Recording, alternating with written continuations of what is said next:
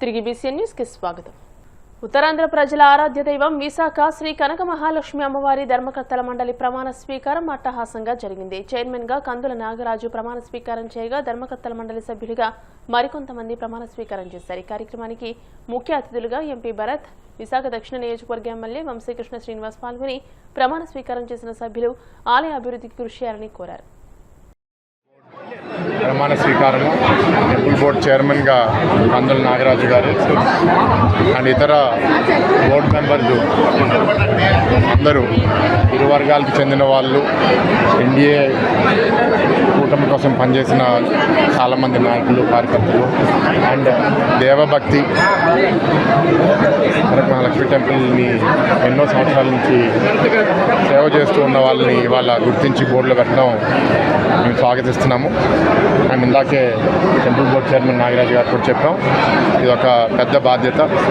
విశాఖపట్నంలో అతి ప్రాముఖ్యత ఉన్న టెంపుల్లో ఈ టెంపుల్ ఒకటి కాబట్టి మాతకి, దేవికి మంచి సేవ చేస్తూ ఈ టెంపుల్ సేవలు ప్రజలకి బాగా అందుబాటులో వచ్చేటట్టు ఇంకా మరిన్ని సేవలు ఇంట్రడ్యూస్ చేయడానికి అభివృద్ధి కార్యక్రమాలు చేయాలని కోరుకుంటున్నాము.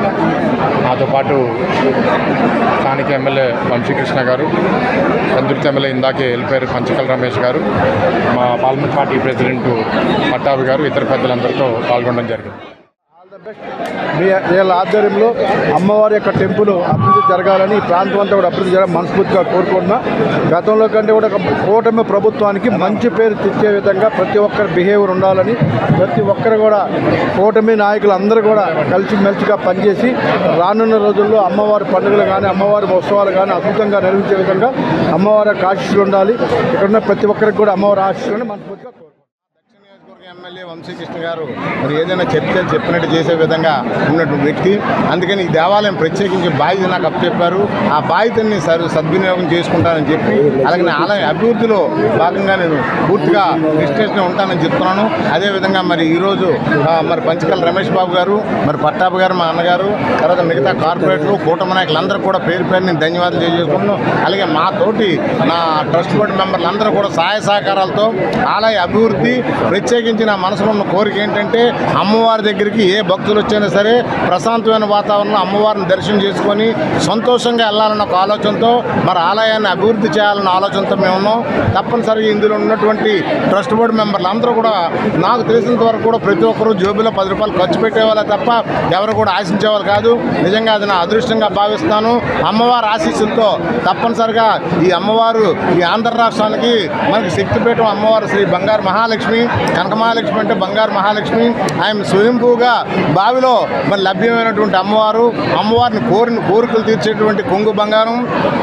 ఉత్తరాంధ్రాలకే కాకుండా రాష్ట్ర వ్యాప్తంగా దేశ విదేశాలను కూడా వచ్చి అమ్మవారిని పాలమూరు రంగారెడ్డి ప్రాజెక్టు విషయంలో బీఆర్ఎస్, కాంగ్రెస్ ప్రభుత్వాలు ప్రజలను మోసం చేశాయని, కమిషన్ల కోసం ప్రాజెక్టును బలిపెట్టాయని తెలంగాణ రక్షణ సేన అధ్యక్షురాలు కల్వకుంట్ల కవిత తీవ్ర స్థాయిలో ధ్వజమెత్తారు. రంగారెడ్డి జిల్లా జిల్లేడ్ చౌదరిగూడలో నిర్వహించిన పాలమూరు రంగారెడ్డి ప్రాజెక్టు సాధన సభలో ఆమె మాట్లాడారు. ఆందోళనను తిట్టి ఓట్లు దండుకున్న బీఆర్ఎస్ 10 ఏళ్ల పాలనలో ప్రాజెక్టుల పేరుతో దోపిడీకి పాల్పడిందని విమర్శించారు. నల్లమల పులిబిడ్డనని చెప్పుకునే సీఎం రేవంత్ రెడ్డి ప్రాజెక్టు పనుల్లో తట్టడి మట్టి కూడా ఎత్తిపోయలేదని ఎద్దేవా చేశారు.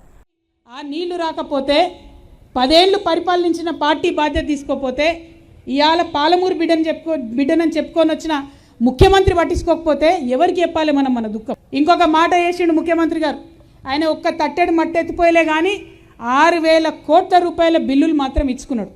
దేనికోసం ఇచ్చినవా ముఖ్యమంత్రి 6,000 కోట్లు అంటే? మోటార్లకు ఇచ్చినట, పంపులకు ఇచ్చినట. మా అక్కల ఆలోచన చేయాలి. మోటార్లు పెట్టినాం, పంపులు పెట్టినాం, మనం అది నడవడానికి కట్క వస్తానా వద్దా? స్విచ్ వస్తలేదు, మోటార్ నడిచింది లేదు, నీళ్లు నింపింది లేదు. కానీ 6,000 కోట్ల రూపాయలు బిల్లు ఎత్తి కాంట్రాక్టర్లకు ఇచ్చుకున్నారు, కమిషన్లు దొబ్బుతున్నారు.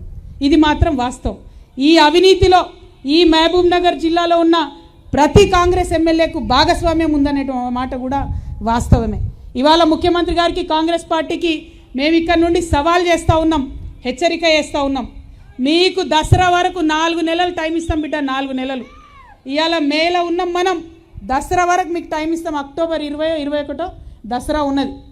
4 నెలల లోపల మీరు ఇదే లక్ష్మీదేవిపల్లిలో రిజర్వాయర్ కట్టాలి, పాలమూరు రంగారెడ్డి జిల్లా కోసం చేపట్టినటువంటి ప్రాజెక్టును మొదలు పెట్టాలి.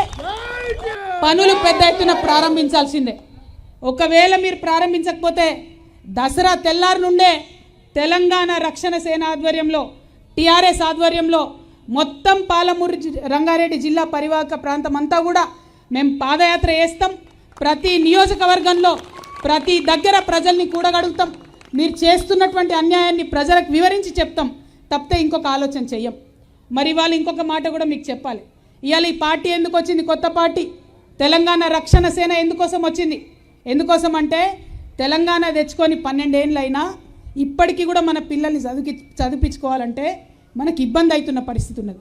ప్రభుత్వ పాఠశాలలు మంచిగా లేదా, టీచర్ ఉండడు, టీచర్ ఉంటే స్కూల్ లేదు, అటువంటి పరిస్థితి ఉన్నది. మీ అందరూ కూడా కూలినాలి చేసో వ్యవసాయం చేసో ఉద్యోగం చేసో వస్తున్న ప్రతి ఒక్క రూపాయిని పిల్లల్ని చదివించడానికి ఖర్చు పెడతా ఉన్నారు. దాంతో మనం సంపాదించే డబ్బులో మెజారిటీ శాతం స్కూల్ ఫీజులు కట్టడానికే పోతుంది. అందుకే తెలంగాణ రక్షణ సేన వచ్చింది. మా పేద ప్రజలకు ఆ పెరుగుతున్న స్కూల్ ఫీజుల బారి నుంచి రక్షించడానికి తెలంగాణ రక్షణ సేన వచ్చింది. మీకు మాట ఇస్తా ఉన్నా, ఖచ్చితంగా తెలంగాణ రక్షణ సేన మీ దయతో అధికారంలోకి వస్తుంది.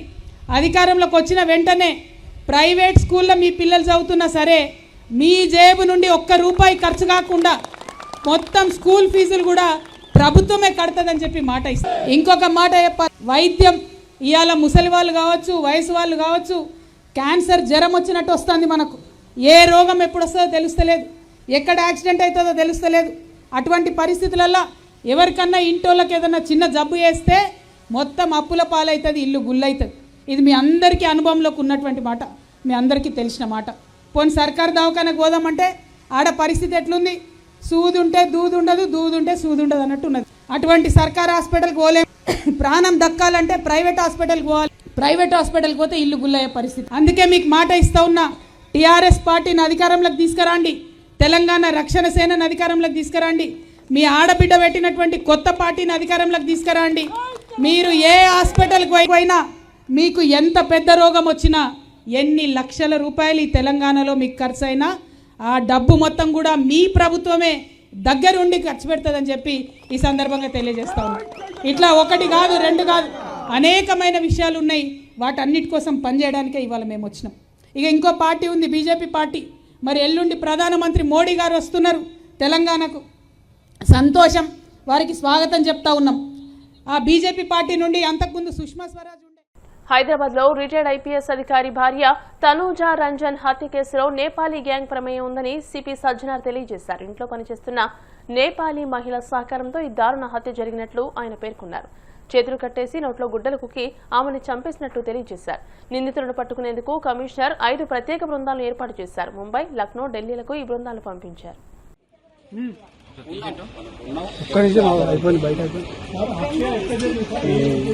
అంటే వాళ్ళు మేడంని చేయి కట్టేసి నోట్లో గుడ్డ పెట్టేసి పెట్టడం జరిగింది. యూజువలీ అది ఒక మోడస్ ఆపరండి.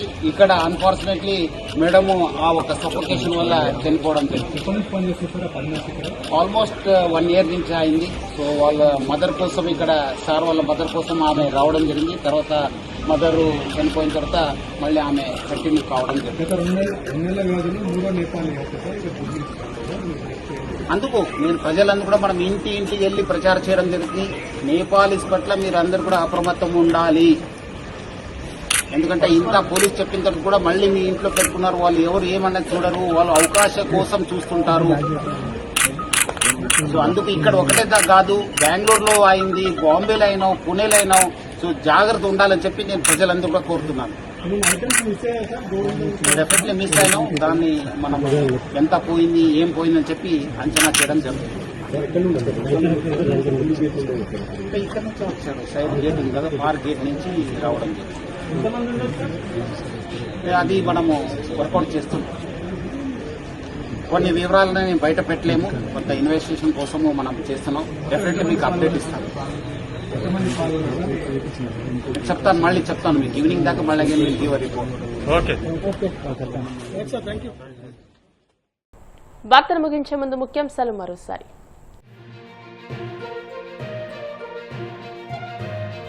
నేను కాదు మనం అనే సామూహిక స్ఫూర్తితో ప్రతి ఒక్క అధికారి పనిచేయాలి. జిల్లా కలెక్టర్లు, ఎస్పీలకు ముఖ్యమంత్రి చంద్రబాబు దిశానిర్దేశం.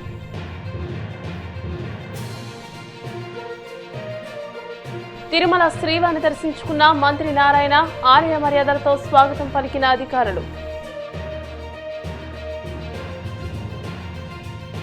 కూటమి ప్రభుత్వ పాలనలో రైతులు పండించిన ఏ పంటకు గిట్టుబాటు ధర లభించడం లేదు. వైసీపీ రైతు విభాగం రాష్ట్ర అధ్యక్షుడు రామారావు విమర్శలు.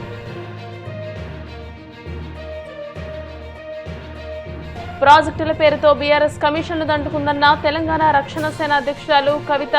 రేవంత్ ప్రభుత్వం కూడా బిల్లులు చెల్లించి కమిషన్లు తీసుకుందని ధ్వజం. ఈ వార్తలు ఇంతటితో సమాప్తం. మరిన్ని వార్తల కోసం BCN digital YouTube channel, Facebook page ని ఫాలో అవ్వండి. అప్డేటెడ్ వార్తల కోసం ప్లీజ్ సబ్స్క్రైబ్.